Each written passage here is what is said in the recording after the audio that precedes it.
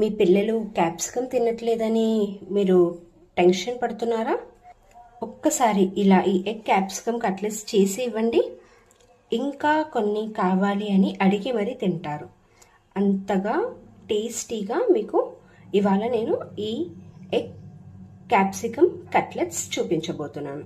Hi viewers, welcome to my channel యమ్మీగా తిందామా.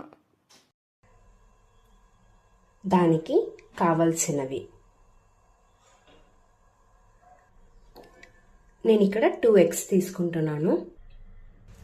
ముందుగా మనము క్యాప్సికమ్ని ఇలా రింగ్స్గా కట్ చేసి పెట్టుకోవాలి.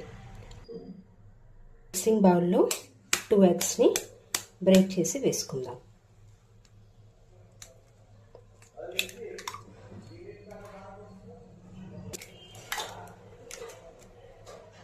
దీంట్లోకి సన్నగా